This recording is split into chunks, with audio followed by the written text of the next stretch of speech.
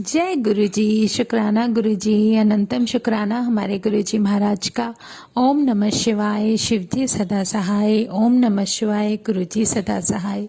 शुक्राना, अनंतम शुक्राना। हम लोग समझ भी नहीं सकते और ना ही समझ पाते हैं कि हमारा भगवान हमारे लिए कब क्या कर जाए। और सच में मेरे साथ ऐसा बहुत बार हुआ है, लेकिन समझ अब पा रही हूँ कि ये सब क्यों हुआ। संगत जी, कभी कभी मैं जैसे कुछ टाइम पिछला जो क्रुशियल निकला था उसमें मैं कभी बहुत सैड होती थी या किसी चीज़ को लेकर परेशान होती थी, तो मुझे समझ नहीं आता था कि कहाँ से कौन आ जाए और कैसे मुझे पॉजिटिविटी देकर जा रहा है, पर नहीं पता था। मैं गुरुजी से नहीं मिली, मतलब मैं नहीं जानती थी उनके बारे में।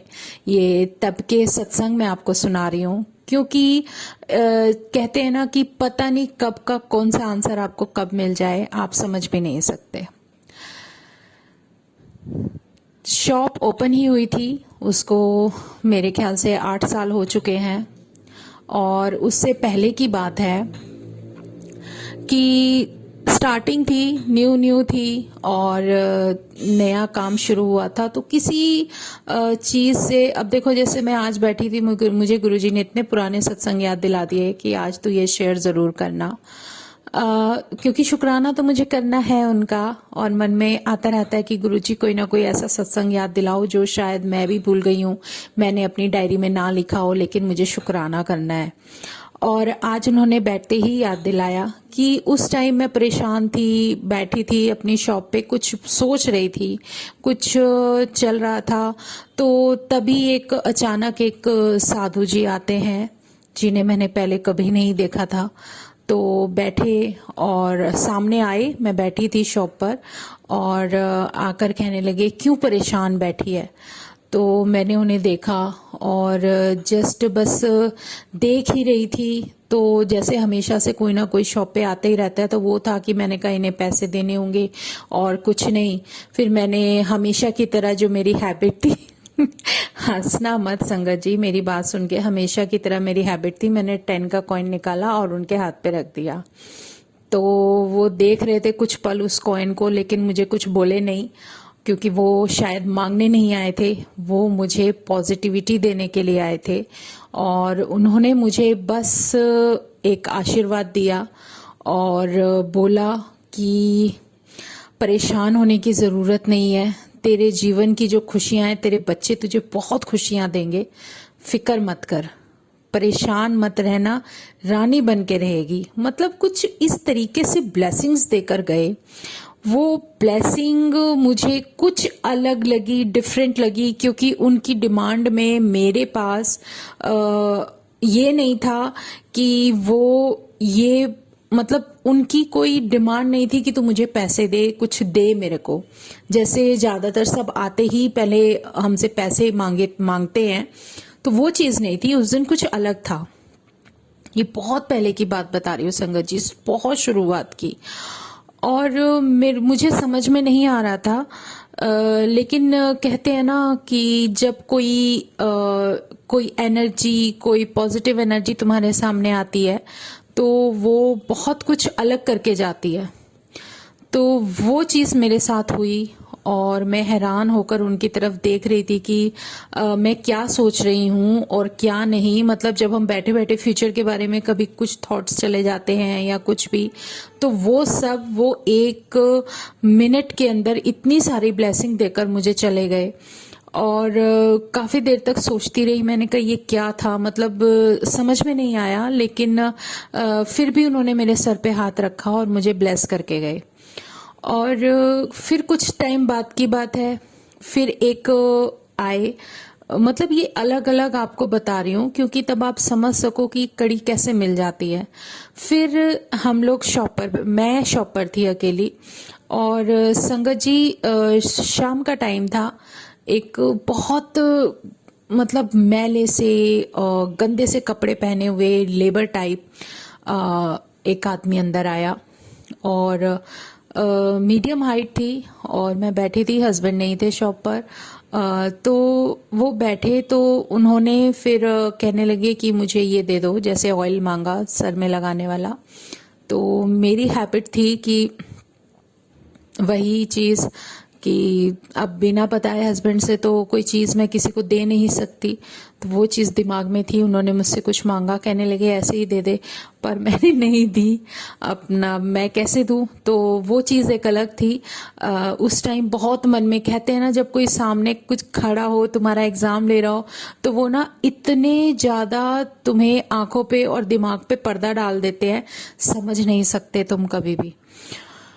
और फिर आप इमेजिन करोगे, कभी कोई इस तरह का व्यक्ति तुमसे कभी कोई बात नहीं करता, कुछ तुम्हें ज़्यादा एक्सप्लेन करके नहीं बताता। फिर उन्होंने अपनी पॉकेट से एक छोटी सी डायरी निकाली, और डायरी निकालने के बाद उसमें से खोल के कुछ मुझे दिखाने लगे कि देखो, एक्चुअली क्या है, मेरी शॉप पर मेरे हाथ का बनाया हुआ गुरुजी का स्वरूप लगा था। तो उन्होंने कहा ये आपने बनाया है? मैं कहा हाँ जी। तो फिर कहने लगे कि अच्छा है, ये कौन है? मैंने कहा ये मेरे गुरुजी हैं। और उनके मुंह पे हल्की सी स्माइल, क्योंकि मैंने कभी कभी किसी संगत के मुंह से सुना था, पर विश्वास नहीं होता जब तक सामने कुछ अपने आप ना बता देना, तो वो तो कभी हमारे साथ हो ही नहीं सकता, क्योंकि गुरुजी ने तो टेस्ट लेने हैं, तो बहुत अलग अलग तरीके से टेस्ट लेते हैं। और आप यकीन मानोगे, उस दिन मैंने उनको वो नहीं दिया, क्योंकि हस्बैंड नहीं थे, अगर होते तो उनके सामने से दे देती। तो उन्होंने फिर वो उसका पे करके वो बॉटल लेकर गए। और एक बात और अलग थी, फिर उन्होंने अपनी डायरी में दिखाया, देखो ये मेरे गुरुजी हैं, और इनको मैं ऐसे करता हूँ, इनको मैं ऐसे करता हूँ, पता नहीं कितने नंबर दिखा डाले, ये सब ये है। और मैं हैरान होकर उनको देख रही। मैंने कहा मैं कभी किसी से बात नहीं करती, और ये जो व्यक्ति सामने खड़ा है, इसका मोटिव क्या है मुझे नहीं समझ में आ रहा। लेकिन उन्होंने फिर सारे पेपर्स अपनी जेब में से और पैसे भी निकाल के रख दिए। देखो मैं तो बिल्कुल कुछ नहीं रखता हूँ, और ये वो पता नहीं क्या क्या कहानियां उन्होंने सुनाई। और वो फिर मैंने हाथ जोड़े, मैं कहा अंकल जी अभी आप जाइए, इस टाइम काम का टाइम है। और सच में मैं हैरान हूँ कि मैंने ये सब किया उस समय। और उन्होंने वो सब कुछ पैक करके फिर रखा और चले गए। समझ में नहीं आता क्या डिमांड की उन्होंने, और वो क्यों की, ये मुझे भी नहीं पता। अब मैं आपको इसी से जुड़ा एक कुछ दिन की बात, मैं कह रही हूँ एक हफ्ता भी नहीं बीता, एक ऐसी भूरी सी आंखों वाला लड़का मेरी शॉप पे आता है। कोई होगी उसकी उम्र 25 साल के आसपास, 24-25 के साल, पतला सा बिल्कुल, और पहने हुए आया शॉप पर, और उसने सामान निकलवा लिया। और हमारे यहाँ तब जैसे स्कैनर होता है, पेटीएम का होता है, उसमें उसने जो भी सामान निकाला, अपना परफ्यूम निकाला, अपना टेल्क लिया, परफ्यूम टेल्क लिया, ऑयल लिया, जो कुछ भी सामान लिया, उसने कर ली होगी तकरीबन शॉपिंग 1000 के आसपास की। और पेटीएम से उसने स्कैनर किया और उसने मुझे दिखा दिया। मैं कहा ओके ठीक है, और वो लेके चला गया। और आप यकीन मानो उस पेटीएम से वो पैसे अकाउंट में ट्रांसफर नहीं हुए। मतलब मैं हैरान, मैंने कहा ये हुआ क्या? उन्होंने तो मुझे दिखाया था ट्रांजैक्शन हुई है, और मेरी शॉप का नाम भी आया है, सब कुछ वही जो कि ट्रांजैक्शन के बाद शो करता है। क्योंकि उस टाइम भी मैं अकेली थी, दिन का टाइम था, 2:30-3 बजे के आसपास का। और सच में बहुत बड़ी अमेजिंग चीज थी मेरे साथ जो हुई, क्योंकि ट्रांजैक्शन सक्सेसफुली लिखा हुआ और सब कुछ टिक भी आ रहा है, मेरी शॉप का नाम आ रहा है, वो सब कुछ मुझे दिखा।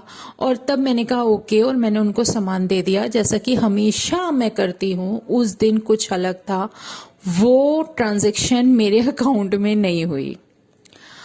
और सच में ऐसे ही मतलब वो ले गए जो लेना था।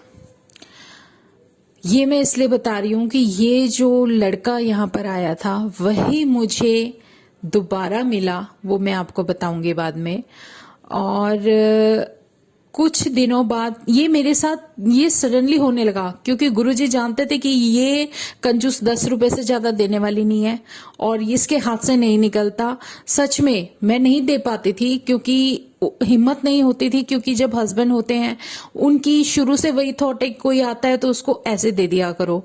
तो नेचुरली काफी सारे लोग आते हैं शॉप पे मांगने के लिए, तो किस किस को क्या क्या दूंगी, तो वो आदत थी 10 रुपए देने की।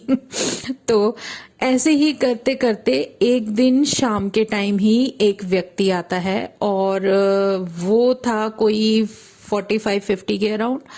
वो भी वही पतला सा लंबा सा, मुझे नहीं पता, बाइक पे आया और देखा सामने, और उसने कुछ सामान लिया और उसकी ट्रांजैक्शन थी वही 2000 के अराउंड, और उसका भी अमाउंट मेरे पास नहीं आया। और मैं हैरान, और वो लेके गया और वो चीज वहां पर शो ही नहीं हुई। वो बड़ा गूगल खिला गया मेरे को सच में। कभी पेटीएम करता हूँ, कभी उसने मतलब करेंसी दी, उसने 2000 का नोट दिया, मैं आपको पूरा डिटेल में बताया, 2000 का नोट दिया, और वही चीज लेने देने में वो वापस वो लेके चला गया। कैसे ले गया वो मैंने अपने उसमें रखा था, कैश बॉक्स में 2000 का नोट, और उसकी चेंज उसको दी, बहुत अच्छे से दी, और वो चला भी गया। लेकिन वो 2000 का नोट जो मेरे कैशियर उसमें था ना संगत जी, जहाँ मैं कैश रखती हूँ, वहां से वो नोट ही नहीं मिला। मतलब कि वो भी कोई सीन था। मैं समझ गई थी गुरुजी कुछ ना कुछ तो हो रहा है, मुझे समझ में नहीं आ रहा, लेकिन समझाने वाले तो आप हो और आप ही सिखाओगे। ये लॉकडाउन के टाइम की बात है, जब एक तो वैसे ही इतना इंसान टाइट करके चलता है कि कोई परेशानी ना आ जाए, कोई दिक्कत ना आ जाए। और ये सब हुआ जब ये मोदी जी ने करेंसी ही मतलब आपकी वो बंद कर दी थी, और कि ये चलना है, यही आप लिमिटेड अमाउंट यूज कर सकते हो। तो मेरी शॉप पे ज्यादातर सारे बड़े नोट आ रहे थे। सब ऐसा लग रहा था पता नहीं कितने कितने दिन की शॉपिंग करके रख रहे हैं। अच्छा, तो ये हुआ। तो मैं सोच रही हूँ, मैंने कहा गुरुजी क्या हो रहा है ये, क्योंकि ये आपको इसलिए बता रही हूँ कि इन दोनों केसेस से पहले एक दिन मैं और मेरे हस्बैंड बैठे थे, दिन का टाइम था 2 बजे के आसपास का। तो एक सरदार जी गिट्ठे से मेरी शॉप पर आते हैं, और वो कुछ इस तरीके से बिहेव करते हैं, बड़ी तेज तेज हंसने लगते हैं, और मेरे हस्बैंड को बोलते हैं, ला मैनू 50 रुपए दे, मैं तो खा पी के रजौरी से आया हूँ, यहाँ से आया हूँ, वहां से आई हूँ, मेरे को 50 रुपए दे, मुझे वहां जाने का किराया दे।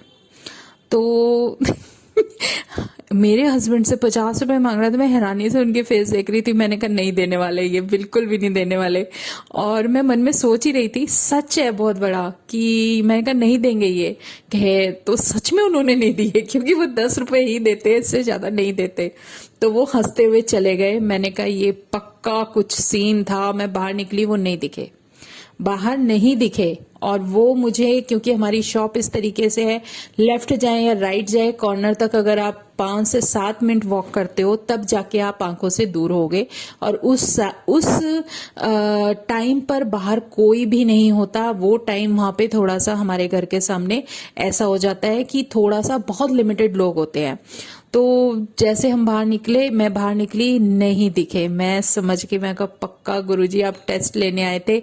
मैंने कहा आप जितने मर्जी टेस्ट ले लो, इनके हाथ से नहीं निकलने वाला, ऐसा मन में चल रहा था। तो आपको ये बताती हूँ कि जो लड़का मेरे पास उस दिन ट्रांजैक्शन करके गया था, और मेरे पास सब कुछ शो करके गया, लेकिन मुझे नहीं दिखा अमाउंट, वो बताती हूँ कि मैं बड़े मंदिर गई, हम मेरे हस्बैंड लेकर गए थे।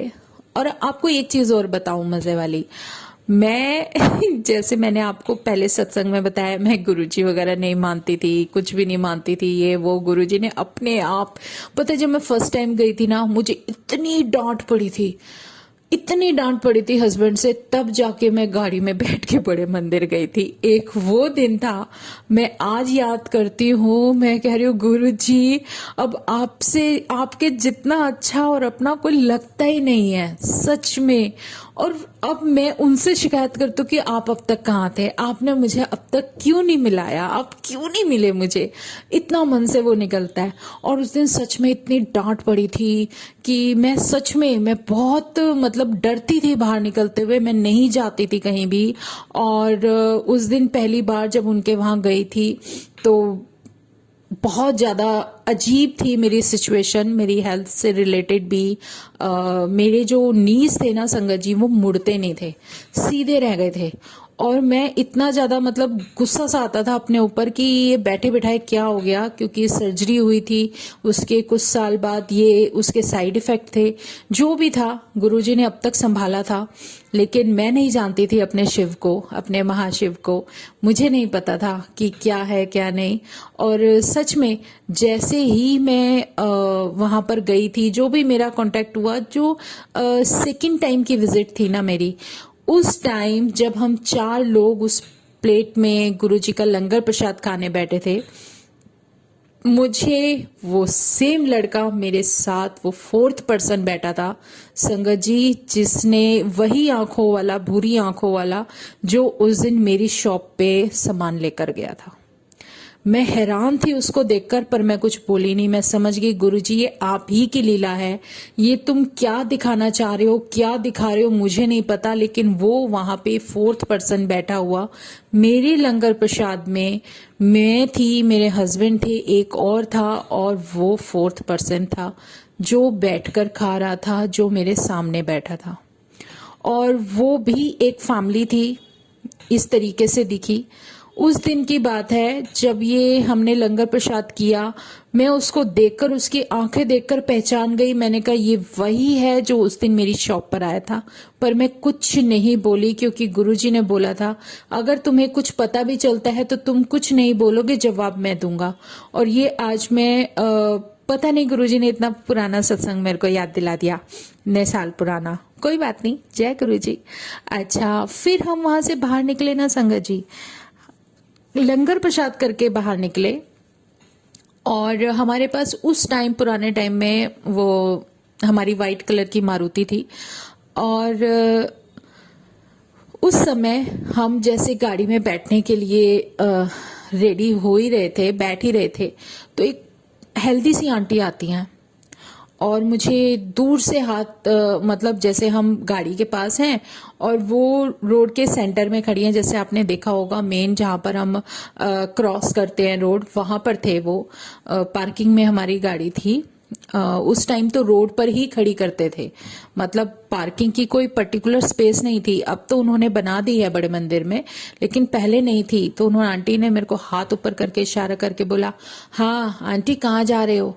मैं हैरान, क्योंकि मेरे साथ तो ये फर्स्ट टाइम हो रहा था, क्योंकि हमें शुरू से सिखाया कि कभी किसी को कुछ नहीं बताते। और मेरे बेटे भी खड़े थे और हम सारे 5 आ जाए उस गाड़ी में, वही बहुत था। तो वो आंटी ने हाथ करके पूछा, हाँ कहाँ जा रहे हो आंटी। तो मैंने कुछ नहीं बोला। मैं कहा नहीं आंटी, मैं कहने लगी हमें भी जाना है, और मैंने कुछ जवाब नहीं दिया। कह रहे आंटी मैं आपसे पूछ रही हूँ कहाँ जा रहे हो। मैं डरते डरते बोली, मैं कहा निरायना, मैं कहा कहीं कोई हमारा पीछा ना कर रहा हो। तो ऐसा मन में चलता है, इंसान है ना, तो डर गई। तो मैंने डरते डरते बोला, मैं कहा नारायणा। ठीक है ना आंटी, तो ऐसे बोलो नारायणा जा रहे हो, कितने लोग हो। अब मैं और घबरा गई। मैंने कहा क्यों पूछ रही आंटी मेरे से। मैं कहा, फिर मैंने, उन्होंने फिर दोबारा मुझसे पूछा कितने लोग हो। तो मैंने कहा आंटी 5 हैं। ठीक है ऐसे बोलो ना, जगह है गाड़ी में। मैं उनका चेहरा देख रही, मैं कहा नहीं आंटी ये तो छोटी सी गाड़ी है, इसमें कहाँ है जगह। तो वो कहने लगे ठीक है, मैं पूछ रही थी, तो जब पूछते हैं तो जवाब दिया करते हैं। मतलब ऐसे उन्होंने मुझे डांट लगाई कि जब मैं पूछ रही हूं तो क्यों नहीं बताया नारायणा जा रहे हो। ठीक है जाओ, ऐसे करके बोल दिया। और मेरी ऊपर की सांस ऊपर, नीचे के नीचे, मैं गाड़ी में बैठी अपने बच्चों से बोल रही थी, मैं कहा पता नहीं यार आज मेरे को कुछ डर सा लग रहा है। और फिर भी आगे पीछे ऐसे देखती जाऊं कि कोई आ तो नहीं रहा, कोई आ तो नहीं रहा। मतलब एक वो चीज थी ना कि जैसे हमें शुरू से सिखाया, कभी कोई कुछ पूछता है तो नहीं बताना। और मुझे वहां सडनली बहुत कुछ अलग सा लगा, और उन आंटी का इस तरीके से डांटना मुझे कुछ डिफरेंट लगा, मुझे नहीं समझ में आई बातें। लेकिन गुरुजी तो हमारे बहुत प्यारे गुरुजी हैं, जो हमें बाद में समझाते हैं, बताते हैं कि तुम्हारा दिमाग, तुम्हारी बुद्धि कितनी छोटी है और मैं तुम्हारे सामने कितनी बार आ चुका हूं, लेकिन तुम मुझे नहीं पहचान सकते, सच में नहीं पहचान सकते। वो हमेशा रूप बदल के आते हैं। कई बार मैं रोती हूँ, दुखी होती हूँ, बोलती हूँ गुरुजी कब भी तो अपने इस रूप में मुझे दिख जाओ, आ जाओ।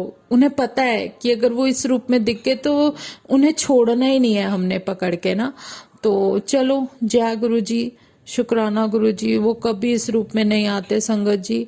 एक बार ना जैसे उनके दर्शन हुए थे, जब बस में हुए थे, मैंने आप लोगों के साथ शेयर किया था। मैं बस में गई थी, जो उन्होंने मुझे कलर बोला वो मैंने नहीं पहना ड्रेस का ना, दूसरा पहन के चली गई। और सच में वो मेरे सामने ऐसे उसी कलर के चोले में, रेड कलर के चोले में खड़े हो गए कि आगे से कोई फ्रंट से देखे तो मैं दिखूं ही ना, मैं उनके पीछे छिप गई। इस तरीके से खड़ी थी। और मेरी आदत थी कि मैं उनका सिमरन करते हुए जाती हूँ, जब भी जाती हूँ उन्हें याद करती हुई जाती हूँ, तो मैं उसमें खोई हुई थी। लेकिन उसके बाद मुझे अलग इसलिए लगा क्योंकि जब मैं उतरने लगी, उनसे बोला अंकल जी मुझे उतरना है। और जहां वो खड़े थे, वो उस एज में, उस चोले में जहां खड़े थे गुरुजी, रेड कलर के, और साइड में एक संगत बैठी थी। वो बस में एक ही सीट होती है सिंगल आगे ना, लेफ्ट में ड्राइवर के, तो वहां बैठने के लिए बोला, लेकिन वो नहीं बैठे और वो कहने लगे मुझे अगले स्टॉप पे उतरना है। और वो उतरे नहीं, वो उसी 4th या 5th स्टॉप पे उतरे जहां पर हम उतरे। और मेरे आगे बिल्कुल ड्राइवर के साइड में, बिल्कुल ऐसे फ्रंट पे खड़े थे ना कि हम निकल ही नहीं सकते थे। जब मैंने उनसे कहा कि अंकल जी हमें उतरना है, उन्होंने कहा हाँ हाँ उतरो बेटा उतरो, हमेशा खुश रहो, और मेरे सर पे हाथ रख दिया था।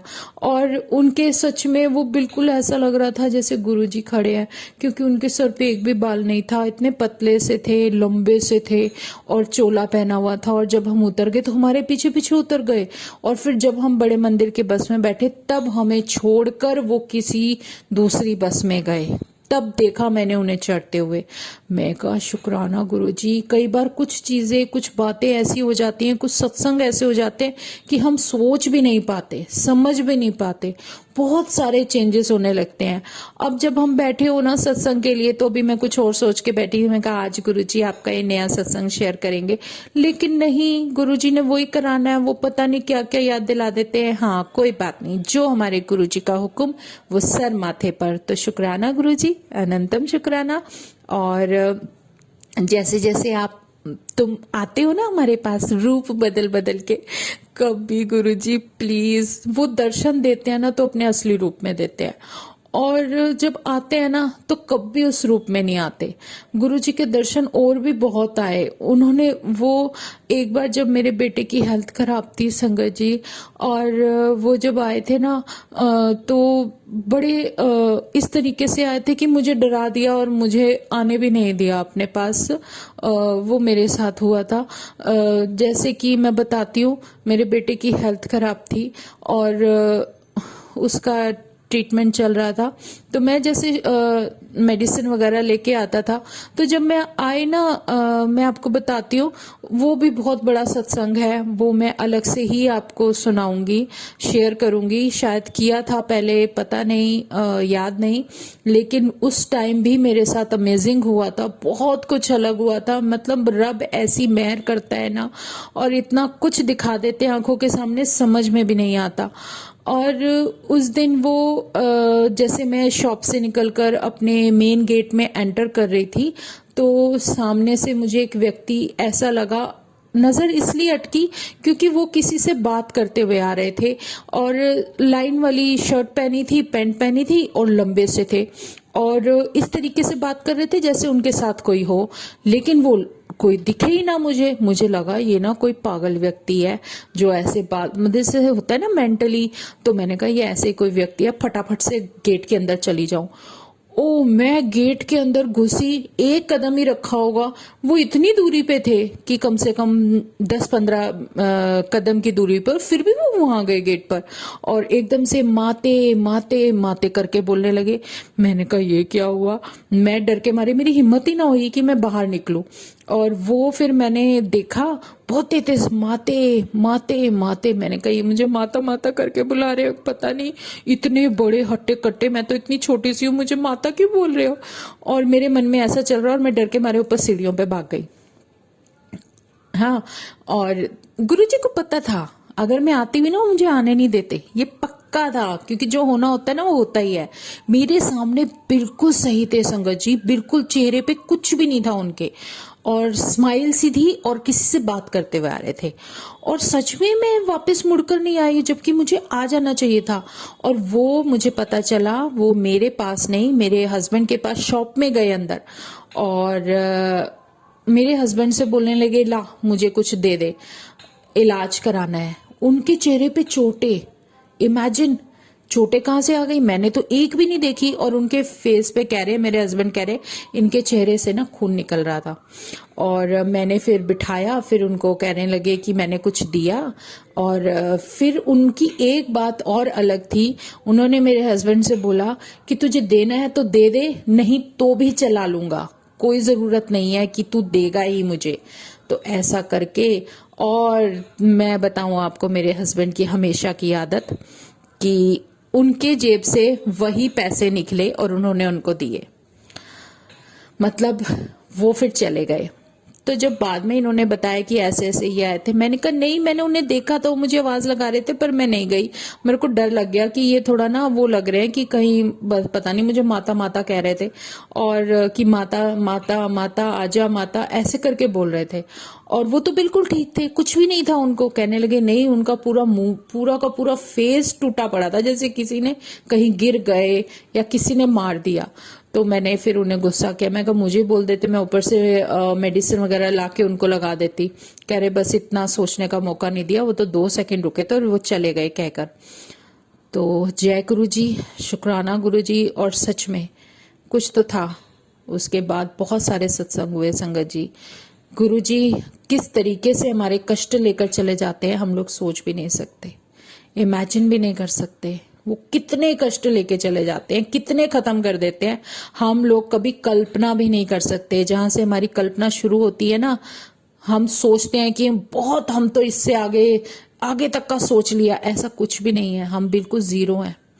हम जो कुछ भी होता है, जो बहुत कुछ अलग होता है, नहीं समझ सकते, बहुत कुछ डिफरेंट होता है।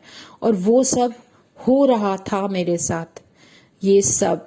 लेकिन इसके बाद जो सत्संग है संगत जी, आज हम यहीं विराम करते हैं, समय की सीमा कम है। लेकिन जो कुछ भी बता रही हूँ वो मुझे खुद हैरान कर देने वाला है, क्योंकि सब कुछ मैंने देखा। कितनी बार रूप बदल बदल कर आते हैं गुरुजी, सच में हमारी आंखों पे ऐसा पर्दा डाल देते हैं कि हम उन्हें कुछ समझ ही नहीं पाते, सोच भी नहीं पाते, और वो सब हो जाता है। और उसके बाद हाथ रख के माथे पे बैठ जाते हैं। मैं कहा गुरुजी यार कभी तो अपने असली रूप में आ जाओ, कभी तो आ जाओ। पर वो अगर दर्शन देंगे अपने असली रूप में तो दर्शन देंगे, वो विजन देंगे, वो भी सिर्फ 1-2 सेकंड का या कुछ सेकंड्स का। वो हम पे उनकी कृपा होती है।